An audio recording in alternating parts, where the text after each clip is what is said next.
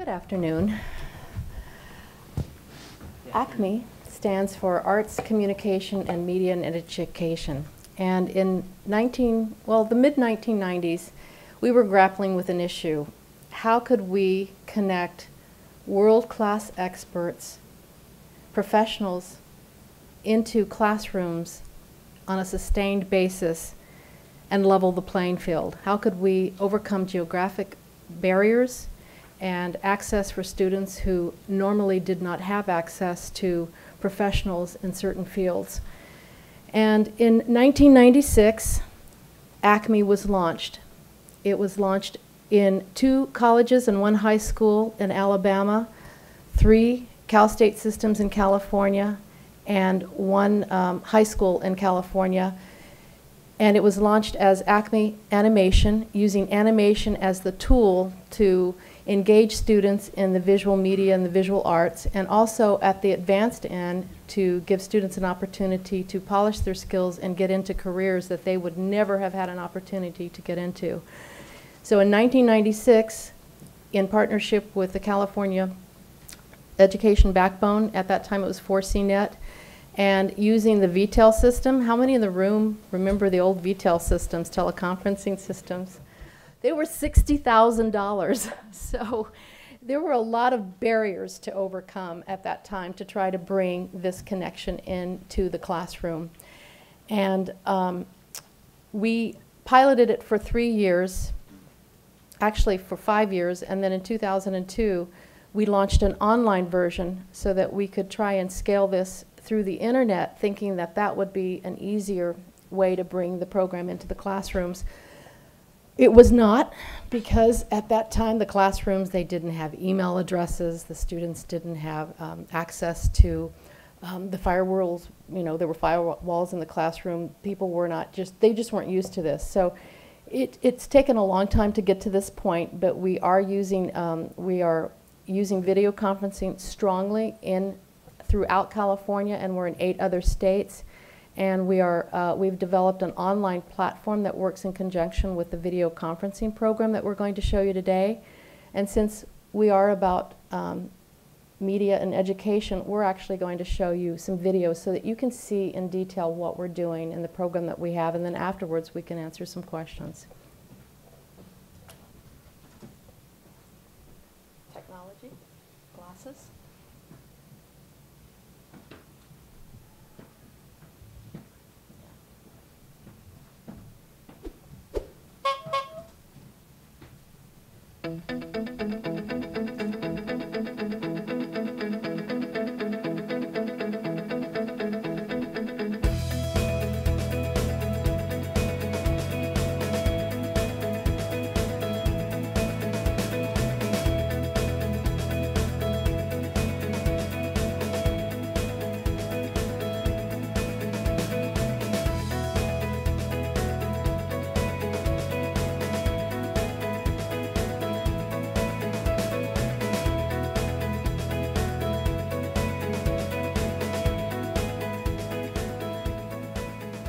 Definitely, this is like the best class in my high school years. My name is Robert Moreau. I'm a teacher at Roosevelt High School in East Los Angeles. I teach digital imagery / computer animation. We've been involved with ACME this will be our 6th year. ACME is the core of our curriculum. We use 2 aspects of it. We use online interactive website where my students can post their animation works, get feedback from other students, college students, pros, or their peers, and they can look at other students' work and give feedback. So the kids get online, they're reading, they're writing, and they're learning how to communicate professionally. You feel comfortable when you put your artwork there, and then people will tell you in a professional way, that they judge you, but it's in a way, an acceptable way, I guess, There's a little fear on how they might respond to your work, but after like the first 2 or 3, you get kind of used to it, and you start feeling open to the process of commenting and having people encouraging you and also critiquing professionally. They get into the room, they want to read what responses, what comments people have given them, and they want to reply to it. So it's self-motivating. It turns them on to reading and writing for a purpose. Recently, I commented on an artwork, and I sent her a message, and then she replied back to me and told me she was in middle school, and then that she looked at my artwork and I helped her do her ball bounce. And then she even asked me like for more help. We just kind of got like this whole conversation going, and she just asked me for like a little bit of advice, which I thought it was pretty cool. Like over a simple comment, you could make friends and stuff. The second aspect of ACME is the live video teleconferences that happen every 2 weeks. Hey, Karen. We do an interactive teleconference with a professional who gets to look at their work, give the kids feedback, and tell them about industry standards. Okay, Karen, I'm going to talk a little bit about this, and then we're going to single frame it. That first arc, where it's coming in from the top, the very first one when it comes in, is a little slow at the top of the arc. Now, Tops of the arcs are generally a little slower. ACME is a great program. I love it. It provides like an opportunity to do things you really can't do at home. It's a lot of things, art and communication, technical. It's like all in one. It's just fantastic. Awesome. Nation. Yeah, why not? It's a nation. It's like a society and stuff. Awesome. Very awesome. Cool. Cool. Is that a word? Yeah.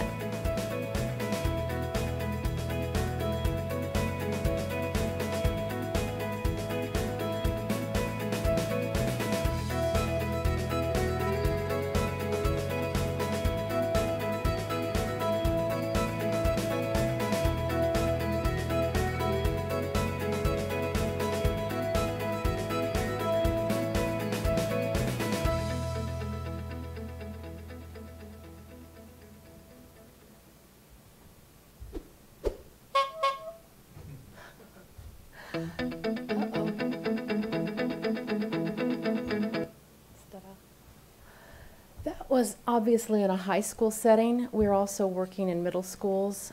In the middle school program, we're actually the content within the technology classes.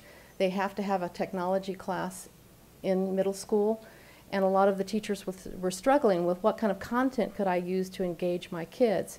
So we're in 8 middle schools in Los Angeles and in Orange County, and the kids love it. They just burn up the site with comments and critiques.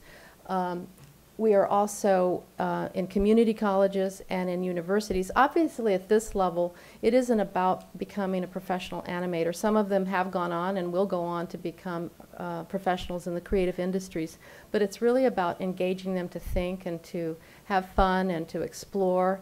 And they take these things over into their other classes as well, into their physics class, into their other classes. We are currently in 150 classrooms, and last year we served 9,000 students, and we have a staff of 7. And we've developed the program over the last 15 years with a very tiny staff of 7. And I wanted to bring something up about the video conferencing. We use the video conferencing in conjunction with the online, and I was talking to Cassandra about this earlier. It's so important, the video conferencing aspect, because these students have an opportunity to be live in their presentations. We have seen kids that would not talk to their teacher. Actually, they won't even, we have some students that have certain challenges, and they won't even talk to their teacher in the classroom, but they will inch their way into the screen, inch their way up. Ray manages the telecast, and by the 5th week of the telecast, they're presenting their work and they're defending it to the animators that they're seeing on the other side. So they've developed a sense of pride and a communication ability, confidence, and you could see the results that we had with the high school statistics. More of them than their comparable schools are going on to college, graduating, staying in school. We've developed, I could take questions right now, but I wanted to know if we have time to show you a little bit more about the platform that we developed. The online version, it's in its 4th version that we've developed, and we use it for animation right now, but we've actually developed it to be curriculum agnostic so that it could be used in any industry and any profession that we could connect professionals into the classroom. And it shows a little bit more in detail of how the program connects and uses the curriculum, the analytics, how easy it is for pros to become involved, because that was one of the biggest issues that we had to overcome. How could we make this easy for professionals to become involved? It couldn't take up a lot of their time. It had to be convenient for them. They had to be able to access it at any time, but they also wanted to know that they could track students' progress and that they had made an impact on those students. So there were a lot of elements that went into designing this, and it was designed with the professionals. It has been designed with the teachers and with the students over the course of the last 10 years. And last year we won the 2012 U.S. Distance Learning International Award for Best Practices in Distance Learning. So we had a little party over that one. Would you like for me to show that one? Yeah. Okay. Right. Let me get my technology on. Cannot see a thing anymore. Where is it? This is not my computer, so here we go. The ACME Network is an online mentoring educational community. Our mentoring platform brings students, educators, and entertainment industry professionals together to foster standards-based 21st century and creative skills. This is the ACME website. In this example, we are logged in as a student. The home page is basically the same for all types of users. There are persistent left and top navigational menus, an alert panel telling us about actions we need to take on the site, artwork served up to comment on, and an activity feed that allows us to see the most recent uploads, comments, and the feedback received from peers and pros. ACME allows students to upload artwork to be viewed by the community.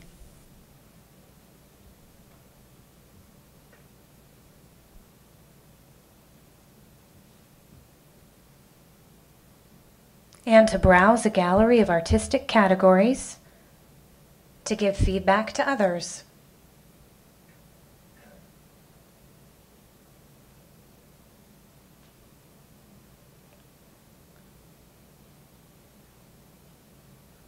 ACME's Pay It Forward mentoring model allows students to advance levels by uploading work and commenting on the artwork of others.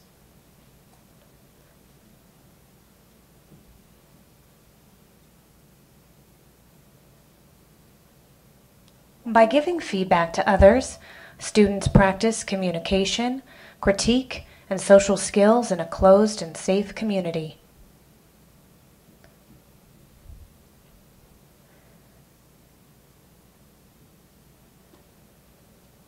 ACME students improve artistic abilities by workshopping their artwork in the community, receiving comments on it, and revising it. When they feel confident they've met artistic criteria and are ready for advanced feedback, they upload the revision to an advanced review board.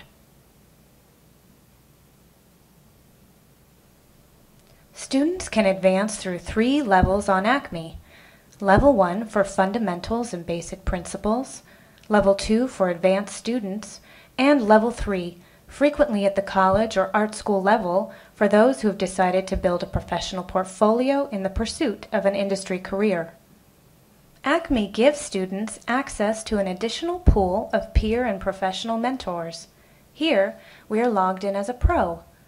Pros can give comments as well as rate an artwork on its artistic merits, and they can give frame-by-frame tips on how a student is doing using the visual feedback tool.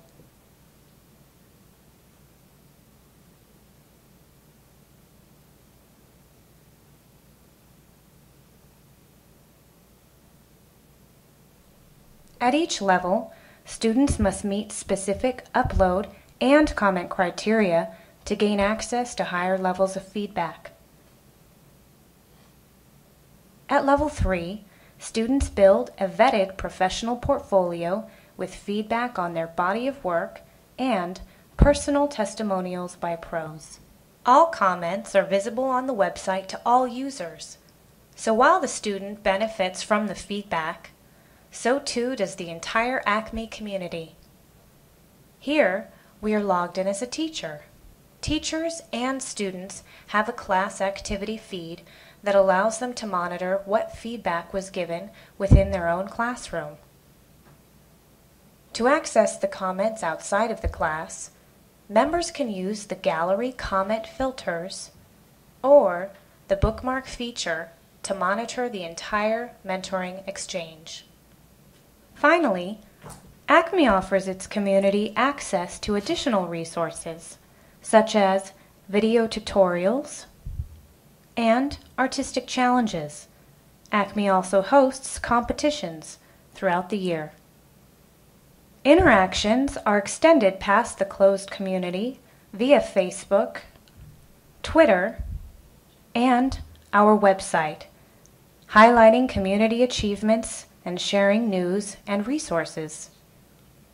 ACME is an online mentoring community for arts, communication, and media education. We carry on the tradition of the industry's apprentice mentorship model. We hope you will join us soon and pay it forward.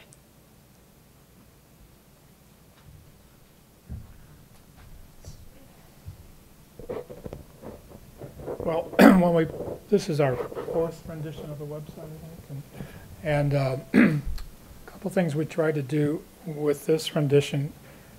We went in and looked very specifically at what worked on the last version, but also what we were doing in video conferences that were so successful. And in the live video conferences, we have artists from industry coming in and looking at the students' work that they're presenting and giving them feedback on their work, how effective it is, what they need to do to improve it, or to develop a better understanding of the standards based on the work that they're doing. One of the things that happens with animation in particular as a skill, you have, if you're working in the computer, you have software techniques that you have to develop. If you're drawing with a pencil, you have techniques you have to develop drawing. But you also have animation techniques, and those animation techniques have to do with moving. And they're actually more akin to acting, especially with a character, but even with an object. So a lot of what we do is try to help the students understand what that's about, and it's really about movement over time.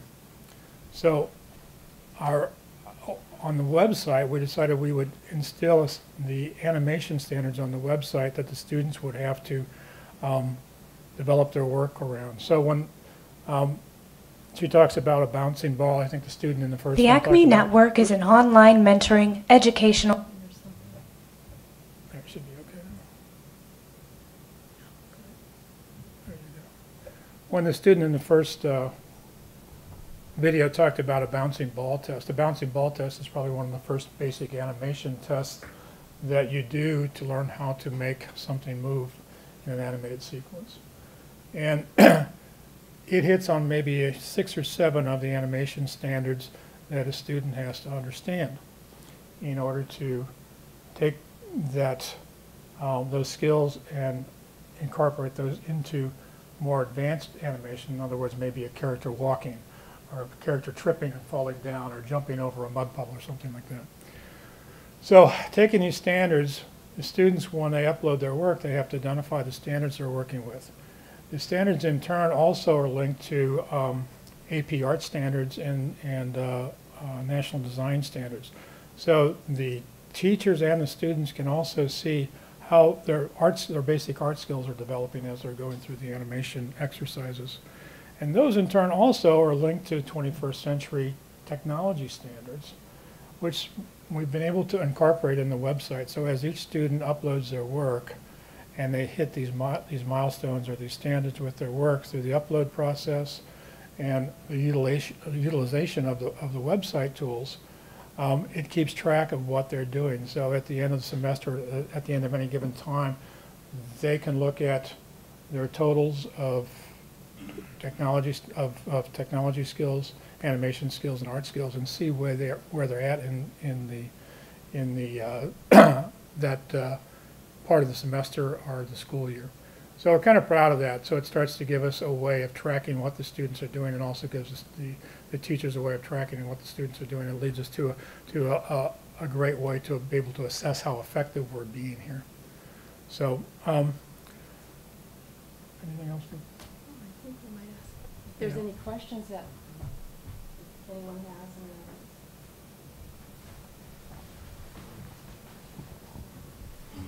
I think I saw that you said served something like 50,000 students. You know, since 2000. Right. How do you select the students, especially like in the middle and high school? I mean, are they self-selecting because they're interested, or are they taking some cross-section? Well, we're working with schools. This is mostly school-based, although we do have some alumni and some individuals on the website program. So we're working with schools, and it's both. A lot of times the kids select this particular class, either in animation. We're sort of adaptable. We're not just in an animation class. We're in a technology class. We're in English class. We're in a media class. So it's up to the teacher to decide how they're going to use it. But there are students. Well, I should let you talk about this because you were a teacher at the other. He was an ACME teacher for 10 years before he worked with ACME, and not all the students are interested in animation. And then she sucked me into ACME. And beat him up from this end. Now, well, when Debbie approached me about ACME and what they were doing, and that they were going into the video conferencing, I just sort of the light went on in my mind, because having come out of a studio arts program, and the whole sense of critiquing and knowing how having your work critiqued and having people talk to you about your work, how that makes you a better artist. You know, just coming from that background, I just plugged right into it. I thought, well, this is terrific. I was teaching an inner city school program, an ROP program in downtown Los Angeles, and the kids coming in there, a lot of minority kids, a lot of immigrant kids, a lot of adults, looking for a second career. That really, in the entertainment industry at that point in time, trying to get your foot in the door, even knowing where the door was for so many kids and adults, was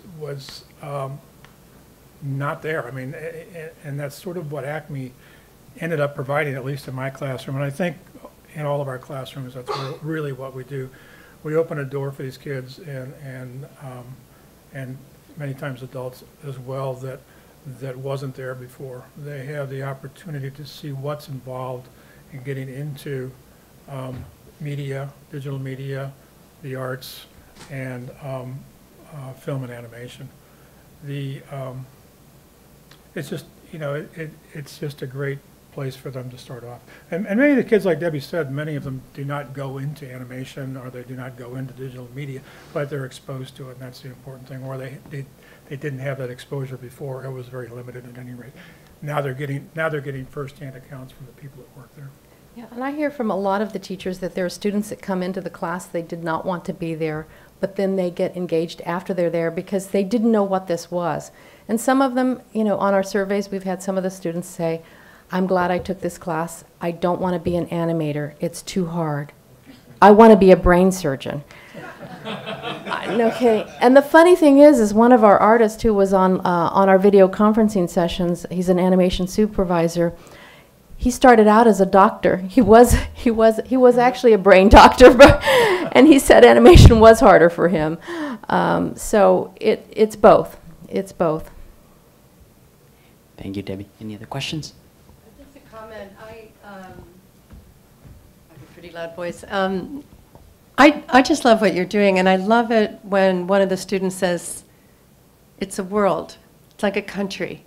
And that blew us away too. Yeah, I mean, which is fantastic. So I think in a situation where you're being evaluated constantly, where it's very 360, this learning critique is not a natural activity by psychology and so on. The ego's usual role is to defend itself, and this kind of 360 critique continuously by peers, by professionals, by teachers, That itself is a great thing to be learning. And the other thing is having worked in the design realm a lot, not in animation, but critique is really a learned activity. I think that's fantastic. And the other thing is there's implicit here a kind of prototyping. So both sketching and prototyping, doing it and then doing it again, taking it farther. Revision process. Doing things with it. But I think those are revised features of it that practice. are really generalizable to other fields as well. It is, and we've all of the teachers have noticed that, and even the pros, that if the students can acquire the ability to accept critique, then in any field that they go into, they'll be better off. We have a button on our site called the Hurtful Comment button, and the community monitors the site. We monitor it as well, but they hit that button if they see that there's a comment, and then we can go to the teacher and we can go to the student and we can help them. If it's really bad, we pull it down. 9 times out of 10. Sometimes it's about helping them understand that they've made a hurtful comment, because a lot of times they don't even think about it being hurtful, or being out of place. And a lot of times it's not a hurtful comment, it's a critique, and they don't know that that's constructive critique. So we teach them to give their comments in a certain way, what are the criteria for comments, and then to follow that format. And then we help them to understand that's not a bad thing, it was not a hurtful comment, it's just a critique. So It will make you better Yeah. and stronger. Sometimes they don't buy that. I just want to say what you're doing here is so inspiring, and I really want to thank you for coming and sharing it with us, because it really is amazing. Thank you. Thank you. Thank you for saying that. Thank you. And Deborah, your materials contain contact information about how to... I don't know if you haven't... We can upload. Yeah, I didn't show the PowerPoint today. There's not enough time, but if you go to www.acmenetwork, theacmenetwork.org, and there's an info app there. You can send us an email. There was a question over here. Let's try to do one quick one in sake of time. Hey, speaking about generalizing this to other disciplines, I know this is not your particular discipline, but I'm wondering if you know of anybody doing anything similar, or any ways in which this model can be generalized to music or music composition. I'm just curious about that.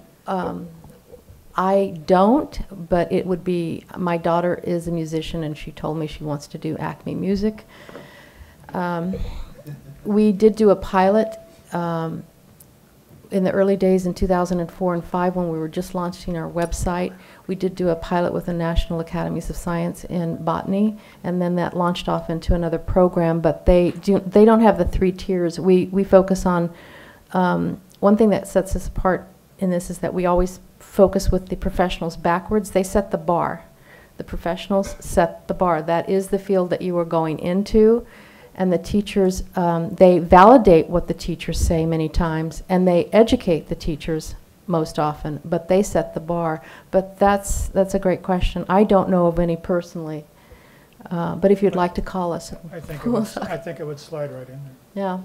It'd be interesting, you could sort of do a cross-country concert and have groups in different. Yeah, I think a lot of what we've done is it's a process and it's a methodology, and it can be applied to other areas, and we've always kept that in mind as we've been developing it. This just happened to be the area that we initially started out in. Do we have time for one more, or? Did you Not really, but yeah, okay. Go ahead. Just sorry. Your program has a really wonderful website. I wanted to just ask a question about the process of redesign. You mentioned it's been redesigned 4 times. I'm sure you had a lot of input from teachers like yourself. If you could just talk a little bit about the process of how you came to redesign your site in its most recent form. God, blood.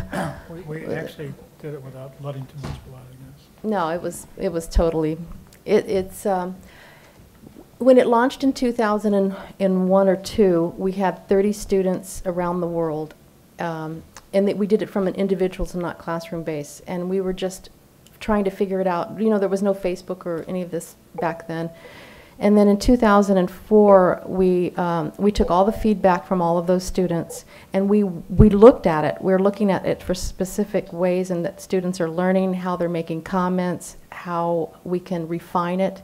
And each time we've changed this, we've always asked for the input of each of the community members, the teachers, the professionals. What would make this better for you as a professional? Well, one professional says, I don't like to type. You'd better get a video. Frank, video free, we call it the Frank button. Or it's come from the community. The college students said, I don't think that the high school students should be giving us feedback because they're not at that ability. And he was right. And so now the college students give feedback to the, well, it's not really by college, it's by level. If you're a level 3, you could be a high school student at that level if you've hit the performance. So it's just been an ongoing process. We're constantly going through critique, feedback, revision process. So yeah, it's an ongoing process. We already have the next version in mind for what we want to do. So it's like a good piece of art. It's always changing. Well, thank you, Deborah and Ray. Thank you very much. Great presentation. Thank you very much.